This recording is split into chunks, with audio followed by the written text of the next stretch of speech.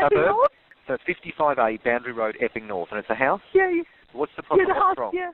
I'm not sure, but maybe someone killed my brother's family. No.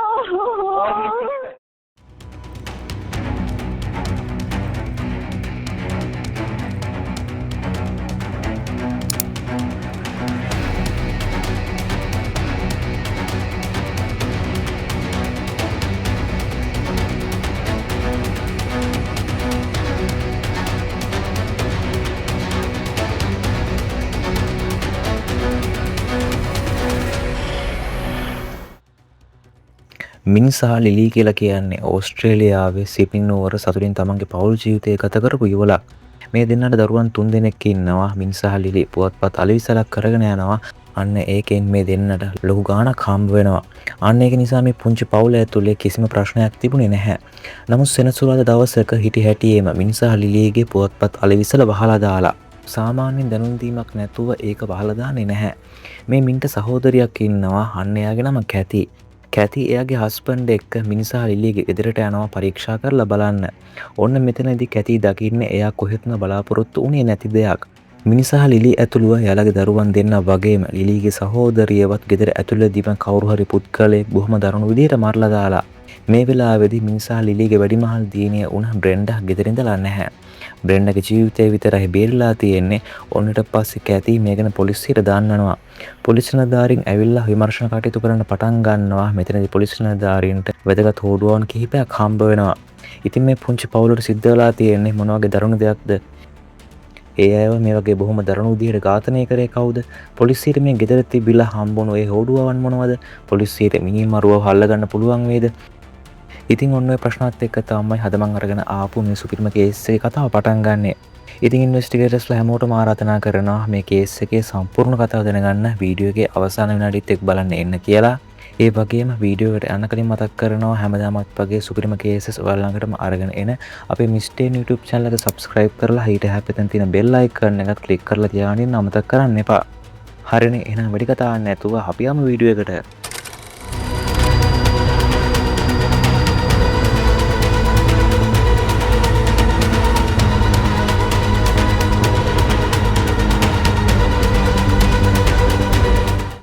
මින් ලින් සහ ඔහුගේ බිරිඳ වන යුන්ලින් කියලා කියන්නේ තමන්ගේ දරුවන්ට පනාගේ ආදරය කරන දෙමව්පියන් දෙන්නෙක්. වැඩිදුර අධ්‍යාපනය සඳහා චීනයේ ඉඳන් සිඩ්නි වලට ආපු මින් ලින් සහ යුන්ලින් විවාහ වෙන්නේ සිඩ්නි වලදී. කොහොම නමුත් විවාහ වෙලා ටික කාලයකින් මේ දෙන්නට දරුවන් 3 දෙනෙක් ලැබෙනවා. මේ විදිහට හම්බ වෙන්නේ එක දුවෙකුයි පුතාලා දෙන්නෙකුයි. දුවගේ නම උනේ බ්‍රෙන්ඩා. එයාට වයස අවුරුදු 15යි. 12 හැවිරිදි හෙන්රි සහ 9 හැවිරිදි ටෙරි තමයි මේ පවුලේ ඉන්න පුතාලා දෙන්න. පවුලේ වැඩිමලා ඒ කියන්නේ බ්‍රෙන්ඩා දකින විදිහට මින් ලින් සහ යුන් ලින් කියලා කියන්නේ එයාලගේ දරුවන් වෙනුවෙන් උපරිම කැප වෙන උත්සාහවන්ත දෙමව්පියන් දෙන්නෙක්. වයස අවුරුදු 12ක් වුණු හෙන්රි දක්ෂ බැඩ්මින්ටන් ක්‍රීඩකයෙක්. තමන්ගේ සහෝදර සහෝදරියන්ට පණ වගේ ආදරය කරපු පවුලේ බාලයා ටෙරි හැම වෙලාවෙම ගියේ බ්‍රෙන්ඩාගේ පාරේ. කොහොම නමුත් මින්ගේ බිරිඳ ඒ කියන්නේ යුන් ලින්ව ගොඩක් අය හැඳින්නුවේ ලිලි කියන නමින්. අන්න ඒක නිසා මම ඒ නමම ඉස්සරහට පාවිච්චි කරන්නම්. 2002 අවුරුද්ද වෙනකොට මින්ට තිබිලා තියෙනවා පුවත්පත් අලෙවිසලක්. අන්නේ පුවත්පත් අලෙවිසලේ මින් සහ ලිලිට ඩොලර් මිලියනකටත් වඩා වැඩි මුදලක් හම්බ කරගන්න පුළුවන් වෙනවා. මේ කට්ටිය ජීවත් වුණේ සිඩ්නි වල උතුරට වෙන්න තිබුණු එපින් කියන ප්‍රදේශයේ බවුන්ඩරි කියලා හඳුන්වපු පාරේ තිබුණු ගෙදරක.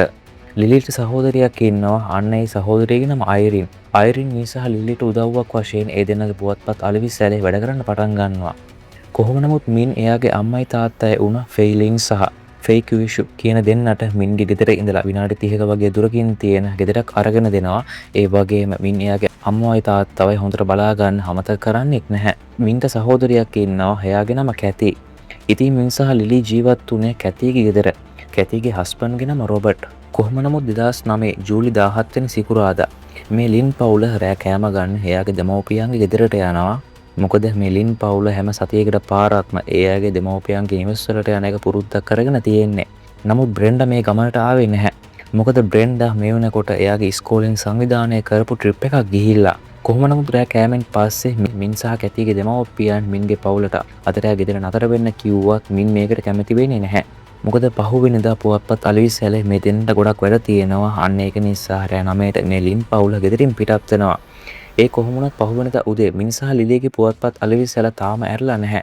නමුත් මින් සහ ලිලි හැමදාම වගේ උදෙන්ම මේ පුවත්පත් අලෙවිසලා අරිනවා. කොහොම නමුත් මේ වෙනකොට සෑහෙන පුවත්පත් ඔගයක් මේ දෙන්න කඩලා ගොඩ ගැහිලා. ඔන්න මේ වෙනකොට මින්ගේ සහෝදරිය කැතීට මේ ගැන ආරංචි වෙනවා. අන්න ඒක නිසා කැතී සහ රොබර්ට් මින්ගේ ගෙදරට යනවා. මොකක්ද සිද්ධ වෙලා තියෙන්නේ කියලා පරීක්ෂා කරලා බලන්න.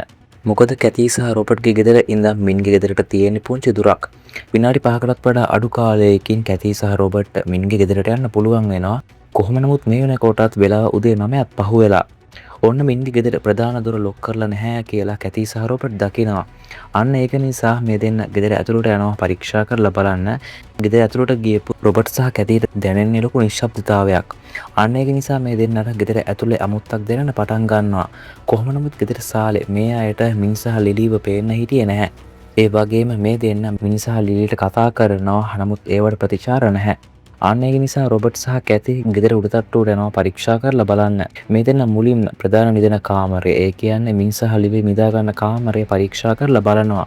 ඕන්න මෙතනදී මේ දෙන්න දකින්නේ කොහෙත්ම බලාපොරොත්තු උනේ නැති දෙයක්. මින් සහ ලිලිගේ කාමරය පුරාම ලේ. ඒ වගේම ලිලිව බොහොම අමානුෂික විදිහට මරලා දාලා. ලේ විලක් මැද තිබුණු ලිලිගේ මල සිවුර රොබර්ට් සහ කැති දකිනවා. ඕන්න ඊට පස්සේ මේ දෙන්න අනික් කාමරත් පරීක්ෂා කරලා බලනවා. ඔන්න මින්ගේ සහෝදරිය අයරින්වත් මරලා දාලා ඇයගේ මල සිරුර කාමරයේ ඇඳ උඩ තියෙන විදිය රොබර්ට් සහ කැති දකිනවා. අනික් කාමර දෙකේ මින් සහ ලිලිගේ පුතාලා දෙන්න උන හෙන්රි සහ ටෙරිගේ මල සිරුර හම්බ වෙනවා. ඔන්න මෙතනින් පස්සේ කැති හොඳටම බය වෙන්න පටන් ගන්නවා. මොකද කැතිට හිතා ගන්නවත් බෑ එයාගේ සහෝදරයාගේ පවුලට වෙලා තියෙන්නේ මොනතරම් දරුණු දෙයක්ද කියලා. නමුත් රොබර්ට් සහ කැතිට මින්ගෙන් කිසිම හොඩුවාවක් හම්බ වෙන්නේ නැහැ. මින්වත් මරලා දැම්මනම් එයාගේ මල සිරුර ගෙදර කොහේ හරි තියෙන්න ඕනේ. නමුත් මින්ගේ මල සිරුර මේ දෙන්නට හම්බ වෙන්නේ නැහැ. ගෙදර උඩටට්ටුවේ සම්පූර්ණයෙන්ම හැමතැනම වගේ ලේ වලින් නැහැවිලා. කොහොම නමුත් ටික වෙලාවකට පස්සේ කැති මේ ගැන පොලිසියට දන්වනවා. Hello, I need an ambulance to 55A Boundary Road. What Epping suburb? North? So 55A Boundary Road, Epping North, and it's a house? Yeah, What's the yeah, problem? the What's house, wrong? yeah. Hello? What's wrong? What's wrong? I'm not sure someone else is shooting me. I think I'm not sure. You need to tell me why you need an ambulance. What's wrong? Yeah, I think someone died. I'm not sure. Why do you think someone's dying? I don't know. But, You need to tell me something. You're asking for an ambulance, but why? yeah, I also need a place. Yeah, why? What's wrong? Oh, yeah, I don't please. What is Yeah, wrong? oh. Don't scream. Just answer my questions. Yeah, I mean, because I'm supposed to be killed. I'm Is not someone sure. bleeding? Is someone unconscious? I think they died. Why? Why? I'm not sure, but maybe someone killed my brother's family. No. Why do you think I need someone to come quick. Yeah, we are coming. You need to stop screaming and tell me what the problem is. Someone killed my brother's family. Why do you think that? Yeah, because I went to his house and I knocked the door and the door just closed and I opened it. And then up the stairs, find my brother. I couldn't find it. I'm not sure. Where's your because brother? someone... Are they on the ground? No, they're the bedroom. They're all the bedroom. Are they in the house? Is your brother in the house? I'm not sure. We are driving there. Answer my questions, please. Have you found a body? I'm at my brother's home. Have you found a body? Just quick. We are driving there. Don't say quick. Tell me what's wrong. Have you seen your brother? I'm not sure. No, see No, him. no. I Is didn't he see in my the house? Can you see their body? Yeah. කොහොම නමුත් කැති මේ වෙනකොටත් ඉන්නේ හොඳටම බය වෙලා. මොකද්ද ඊළඟට කරන්න කියලා කැතිට හිතා ගන්නවත් බෑ. අන්න ඒක නිසා කැති රොබර්ට්ට කියනවා මං හොඳටම බය වෙලා ඉන්නේ. ඉතින් මාව මෙතන තනියම දාලා කොහෙවත් යන්න එපා කියලා. නමුත් රොබර්ට් මේක අහන්නේ නැහැ. රොබර්ට් ඉක්මනින්ම මින්ගේ දෙමව්පියන්ව එක් කරගෙන එන්න කැතිව මින්ගේ ගෙදර තනියම දාලා පිටත් වෙනවා. කොහොම නමුත් ටික වෙලාවකට පස්සේ පොලිස් නිලධාරීන් මින්ගේ ගෙදරට එනවා. ඔන්න මේ වෙනකොටත් කැති මින්ගේ ගෙදර ඉස්සරහට වෙලා උදව් ඉල්ලලා කෑ ගහන ගමන් ඉන්නේ. කොහොම නමුත් පොලිස් නිලධාරීන් කැතිගේ උදව්වෙන් මින්ගේ ගෙදර පරීක්ෂා කරලා බලනවා. ඔන්න නැති වෙලා තිබුණු මින්ගේ මලසිරුර ප්‍රධාන නිදන කාමරේ හැදයටින් පොලිසියට හොයාගන්න පුළුවන් වෙනවා. ඔන්න මින්වත් බොහොම දරුණු විදිහට මරලා දාලා සිද්ධිය දැනගත්තු ගමන් මින්ගේ දෙමව්පියන් හොඳටම ෂොක් වෙනවා. අන්න ඒක නිසා රොබර්ට් ඒ දෙන්නව ඉක්මනින්ම රෝහල්ගත කරනවා. ඔන්න මේ වෙන කොටත් ඉස්කෝලේ ට්‍රිප් එකක් ගිහින් හිටපු බ්‍රෙන්ඩා මේක දැනගන්නවා. අන්න ඒක නිසා බ්‍රෙන්ඩා ඉක්මනින්ම ආපහු සිඩ්නි වලට එනවා. බ්‍රෙන්ඩා අවසාන වතාවට එයාගේ පවුල ඇව දැකලා තිබුණේ දවස් කිහිපයකට කලින්. මින් තමන්ගේ දුව එයාපෝට් එකට ඇරලවන්න ඇවිල්ලා තියෙනවා. අන්න ඒ වෙලාවේ තමයි බ්‍රෙන්ඩා අන්තිම වතාවට එයාගේ තාත්තව දැකලා තිබුණේ. කොහොම නමුත් බ්‍රෙන්ඩා හොඳටම දුක් වෙනවා තමන්ගේ තාත්තව අවසාන වතාවට බදා ගන්න බැරි වුණකට. කොහොම නමුත් මේ කේස් එක ගැන පොලිසිය විමර්ශන කටයුතු කරන්න පටන් ගන්නවා. මොකද කිව්වොත් මහජනතාවගෙන් වගේම මීඩියා වලින් ලොකු ප්‍රෙෂර් එකක් පොලිසියට මේ වෙනකොටත් එල්ල වෙන්න පටන් අරගෙන කොහොම නමුත් විමර්ශන කටයුතු වලදී පොලිසියට තේරෙනවා මිනිමරුවා මේ පවුල හැමෝම මරලා දාලා තියෙන්නේ එකම රටාවකට කියන එක. ගෙදරට බලින් ඇතුළු වුණු පාටක් පොලිස් නිලධාරීන්ට පේන්නේ නැහැ. අන්න ඒක නිසා මිනිමරුවා මේ පවුල ගැන හොඳින්ම දන්න මේ ගෙදරට පවා නිතරම ඇවිල්ලා යන කෙනෙක් කියලා පොලිසියට තේරෙනවා. මේ ගෙදර කාමර 5ක් තියෙනවා. ප්‍රධාන කාමරේ මින් සහ ලිලීගේ. අනෙක් කාමර බ්‍රෙන්ඩා, අයරින්, හෙන්රි සහ ඩෙරීගේ. මිනිමරුවා මේ හැම කාමරයකටම වගේ ගිහින් තියෙනවා. නමුත් බ්‍රෙන්ඩාගේ කාමරයට විතරක් ඇවිල්ලා නැහැ කියලා පොලිස් නිලධාරීන්ට තේරෙනවා. මොකද අනික් හැම කාමරයකම වගේ දොරේ අගුළු වල ලේ පැල්ලම් තියෙනවා. නමුත් බ්‍රෙන්ඩාගේ කාමරයට මිනිමරුවා හතවත් තියලා නැහැ.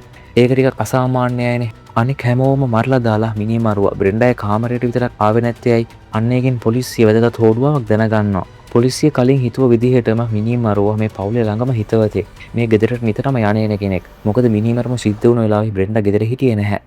අන්න ඒක මිනිමරුව දැනගෙන ඉඳලා තියෙනවා. ඒ කියන්නේ දවස් කිහිපයකට කලින් බ්‍රෙන්ඩා තමන්ගේ ඉස්කෝලෙන් ට්‍රිප් එකක් යනවා කියලා මිනිමරුව දැනගෙන ඉඳලා තියෙනවා. ඒ වගේම මිනිමරුව ගෙදරට ඇතුළු වෙලා තියෙන්නේ සම්පූර්ණයෙන්ම වගේ විදුලිය විසන්ධි කරලා. විමර්ශන කටයුතු වලදී පොලිසියට කිසිම ඇයිඩි සලකුණක් හම්බ වෙන්නේ නැහැ. ලේ තැවෙරලා තියෙන විදිහ අනුව පොලිසිය නිගමනය කරනවා මිනිමරුව මේ ඝාතනය කරද්දී ග්ලව්ස් පාවිච්චි කරලා තියෙනවා කියලා. කොහොම නමුත් පොලිස් නිලධාරීන්ට ගෙදර උඩටට්ටුවේ ලේ තැවරුණු අඩිසලකුණු කිහිපයක් හම්බ වෙනවා. ඉතින් මේ අඩිසලකුණු හැම එකක්ම වගේ එකිනෙකට සමානයි. මීට අමතරව වෙන කිසිම අඩිසලකුණක් පොලිසියට හම්බ වෙන්නේ නැහැ. අන්න ඒක නිසා පොලිසිය තහවුරු කරනවා මිනිමරුව තනි පුද්ගලයෙක් කියලා. කොහොම නමුත් අඩිසලකුණු වල ස්වභාවය අනුව මිනිමරුවගේ සපත්තුවේ සයිස් එක වෙන්නේ අඟල් 8.5 10ත් අතර. කොහොම නමුත් පොලිස් නිලධාරීන් මේ ලින් පවුලේ මලසිරුර ෆොරෙන්සික් එකට එහෙමත් නැත්නම් අධිකරණ වෛද්‍ය ඒකකයට යවනවා මරණ පරීක්ෂණය කරන්න. මිනිමරුවා මේ ලින් පවුලේ කට්ටිය බොහොම දරුණු විදිහට තමයි මරලා දාලා තියෙන්නේ. අන්න ඒක නිසා එයාගේ මුහුණු පවා අඳුර ගන්න බෑ. බොහොම දරුණු විදිහට විකෘති වෙලා මරණ පරීක්ෂණ වාර්තාවේ විදිහට මිනිමරුව සිද්ධ වෙලා තියෙන්නේ පාන්දර 2:05 අතර කාලයේදී. මිනිමරුව මුලින්ම ඝාතනය කරලා තියෙන්නේ මින් සහ ලිලීව. ඊට පස්සේ අයරින්ව ඝාතනය කරලා තියෙනවා. අන්තිමේට තමයි හෙන්රි සහ ටෙරීව ඝාතනය කරලා තියෙන්නේ. කොහොම නමුත් තමන්ගේ අම්මවයි තාත්තවයි ඝාතනය කරද්දී හෙන්රි සහ ටෙරීට ඇහැරලා තියෙනවා. හෙන්රි සහ ටෙරී මිනිමරුවත් එක්ක සෑහෙන පොරබදලා තියෙනවා. නමුත් මේ මිනිමරුවා ඒ පුංචි දරුවන්ටවත් කිසිම අනුකම්පාවක් පෙන්වලා නැහැ. කොහොම නමුත් වයස අවුරුදු 9ක ටෙරී ඉක්මනින්ම මිය ගිහින් නැහැ. පහර දීමෙන් පැය දෙකකට පස්සේ තමයි ටෙරී මිය ගිහින් තියෙන්නේ. හෙන්රි ඔළුවට එල්ල වුණු දරුණු ප්‍රහාර 3කින් හෙන්රි ඒ වෙලාවේදීම මිය ගිහින් තියෙනවා. කොහොම නමුත් මේ පවුල හැමෝගෙම වගේ මුහුණු වල තුවාල එකිනෙකට සමානයි. අන්න ඒක නිසා ෆොරෙන්සික් එක හොයාගෙන තියෙනවා මිනිමරුවා මේ ඝාතන කරලා තියෙන්නේ මොට ආයුධයකින් කියලා. අන්න ඒ ආයුධය ලණුවකින් ඔතපු මිටියක් කියලා ෆොරෙන්සික් එක හොයාගෙන තියෙනවා. ඔන්න ඊට පස්සේ පොලිස් නිලධාරී මේ සම්බන්ධයෙන් රොබර්ට් සහ කැතීගෙන් ප්‍රශ්න කරන්න පටන් ගන්නවා. මොකද මේ දෙන්නත් තමයි මින්ගේ ගෙදරට මුලින්ම ගිහිල්ලා තිබුණේ. Lying maybe part of bodies out of bed and also the beside that one is I think so maybe my brother, but I can't see any hand, leg or head or any part of my brother's body. Came to Australia, I didn't know anything about this country. For example, I don't know how to go to one place to another, or I don't know how to say the address. In this case, I will ask me to help me, and he was quite happy to help me. For example, when we bought a car, my wife cannot use her name to buy a car, so we use Ming's name to register car. Yeah. Such things. And just to confirm, Ming's parents only have the two children? Is there Yep. Only two. There's no one else that we've left out? No. Robert, is there anything that you can tell me about Henry and Terry? Were they part like, did they go to swimming, or did they play soccer, or did they have activities, or was there like did they just have a family life with Min and with you and your parents-in-law? Henry is quite a more open-minded child. He would love to get along with other people. He liked to play tennis and badminton. He liked to play badminton. I can see everywhere was red. I think I saw my sister-in-law first. Once I saw her, I hold Kathy and I said, Kathy, don't look at it. And I saw that the bedside, which is close to the door, I saw this side. I saw thing that her brother was in as well, because I saw her car. I saw his van. So we went out from the room. I went out with Kathy. We ran to the other room. I saw the terrace room I indicated before. It used to be terrace room. The door was closed. Kathy pushed open the door. We saw Irene on the bed. I tried to touch her. I went closer. I tried to touch her because I want to know whether she was still alive. Because when I saw her, she was not just lie down on the bed flatly. So I want to try. But Kathy hold me back. So I think I did not actually touch her. We reached the last bedroom. The door was half closed. We entered the room. We can see both children were lying on the floor. Kathy held me back and she kept yelling, let's go, let's go. She was so frightening. I was afraid as well.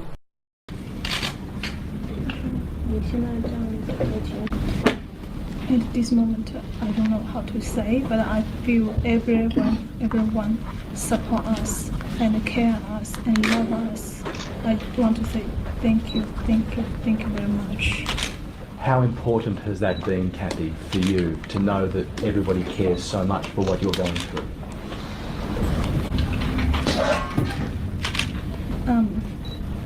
All the people love us, care us, and support us. We feel we need to be strong to do the best as soon as possible. Is there any appeal you can say now, asking for anybody who can help? Yeah, I'd like to say that they need more information, even very small clue to help them to solve the case. If anyone can help, please contact the police. කොහොම නමුත් මේ ලින් පවුලේ ඝාතනයේ සති 3කට පස්සේ මින් සහ Lily කරගෙන ගියපු ඒ පුවත්පත් අලෙවිස්සල රොබර්ට් සහ කැති බාර ගන්නවා. ඒ වගේම බ්‍රෙන්ඩාව තමන්ගේම දරුවෙක් විදිහට හදා වඩා ගන්න රොබර්ට් කැමති වෙනවා. අගෝස්තු මාසයේදී මේ ලින් පවුලේ අවමංගල්‍ය උත්සවය පැවැත්වෙනවා. කොහොම නමුත් මේ වෙද්දිනුත් පොලිස් නිලධාරී මේ ලින් පවුලේ ඝාතනයේ සම්බන්ධයෙන් විමර්ශන කටයුතු කරන ගමන් ඉන්නේ. පොලිස් නිලධාරීන්ට මේ වෙන කොටත් ප්‍රධාන සාක්ෂි කිහිපයක් තියෙනවා. ඒ තමයි මිනිමරුවා මේ ගෙදරින් කිසිම හොරකමක් කරලා නැහැ. අඩුම ගෙදරට ඇතුළු වෙලා තියෙන්නේ කිසිම හානියක් කරන්නේ නැතුව. මිනිමරුවා ගෙදර විදුලිය පවා විසන්ධි කරලා තියෙනවා. අන්න ඒක නිසා පොලිස් නිලධාරීන්ට තේරෙනවා මිනිමරුවා මේ ගෙදර ගැන හොඳින්ම දන්න කෙනෙක් කියලා. ඒ වගේම මේ ගෙදර සැලැස්මක් පවා මිනිමරුවා ගාව තියෙන්න ඕනි කියලා පොලිසියට තේරෙනවා. ඒ වගේම මිනිමරුවා දැනගෙන ඉඳලා තියෙනවා බ්‍රෙන්ඩා ගෙදර නැහැ කියලා. අන්න ඒක නිසා බ්‍රෙන්ඩාගේ කාමරයට මිනිමරුවා ඇතුළු වෙලා නැහැ. කොහොම නමුත් ඔයාලට මතක ඇති සිද්ධිය ගැන මුලින්ම දැනුම් දුන්න කැතිව. අන්න එතනදී කැතිය රොබර්ට්ට කිව්වා මාව මේ ගෙදර තනියම දාලා යන්න එපා කියලා. නමුත් රොබර්ට් ඒක ඇහුවේ නැහැ. මේ දෙන්න ගෙදරට ඒත් දිනුත් ගෙදර දොර පවා ඇරලා තිබුණේ. සමහර විට මේ ඝාතනය උදේ වුණා නම් රොබට් සහ කැති ගෙදරට එද්දිනුත් මිනි මරුවා ගෙදර හැංගිලා ඉන්න තියෙන හිරකට වැඩි. නමුත් රොබට් කැතිව තනියම දාලා මින්ගේ දෙමව්පියන්ව එක් කරගෙන එන්න ගියානේ. අන්න ඒක නිසා කිසිම බයක් නැතිව කැතිව තනියම දාලා යන්න රොබට්ට හේතුවක් තියෙන්න ඕනේ. මං ඔයාලට රොබට්ට හේතුවක් තියෙන්න ඕනේ. මං ඔයාලට තවත් පැහැදිලි කරෝතින්. රොබට් මිනි මරුවා ගැන මොකක් හරි දෙයක් දන්නවා. ඒ වෙනකොට මිනි මරුවා ගෙදර නැහැ කියන එක රොබට් හොඳින්ම දන්නවා. ඉතින් අන්න ඒක නිසා ඒ සැකේ පොලිස් නිලධාරීන්ට මේ වෙලාවේදී ඇති වෙනවා. අන්න ඒක නිසා පොලිස් නිලධාරීන්ට රොබට් කෙන සැකයක් ඇති වෙනවා. නමුත් පොලිසියට රොබට්ව කෙලින්ම අත්අඩංගුවට ගන්න බෑ. ඒකට පොලිසියට සාක්ෂි ඕනේ. කොහොම නමුත් පොලිස් නිලධාරීන් රොබට් සහ කැතිගේ ගෙදර CCTV කැමරා පරීක්ෂා කරලා බලනවා. සැකසහිත හැසිරීම රොබට්ගේ කලින් ඉඳලම තිබුණාද කියලා. ඔන්න මේ අතරතුරේදී තවත් පොලිස් කණ්ඩායම ලින් පවුලේ ගෙදර පරීක්ෂා කරන ගමන් ඉන්නේ. අන්නේ පොලිස් නිලධාරීන්ට වැදගත් හොඩුවාවක් හම්බ වෙනවා. ඔයාලට මතක ඇති පොලිසියට ලින් පවුල ගෙදර තිබිලා ලේතෑවුරුණු අලිසලකුණු කිහිපයක් හම්බුණා කියලා. අන්න ඒ අලිසලකුණු වලට අදාළ සපත්තුවේ වර්ගය හොයාගන්න පොලිසියට පුළුවන් වෙනවා. අන්නේ අලිසලකුණු අයිති වෙන්නේ ඇසික්ස් කියලා සපත්තු වර්ගයකට. කොහොමනමුත් රොබට්ගේ පරණ ඡායාරූප කිහිපයක් පරීක්ෂා කරපු පොලිසිය දැනගන්නවා අන්නේ සපත්තු වර්ගය රොබට් පාවිච්චි කරනවා කියලා. ඒ වගේම රොබට් සහ කැතිගේ ගෙදර පරීක්ෂා කරන පොලිස් නිලධාරීන් කණ්ඩායමට ගෙදර CCTV කැමරා දර්ශන වලින් වැදගත් හොඩුවාවක් හම්බ වෙනවා. මෙතනදී පොලිසිය දකින්නේ රොබට් කැති එක්ක කැම මේසේ කතා කර ඉන්නවා.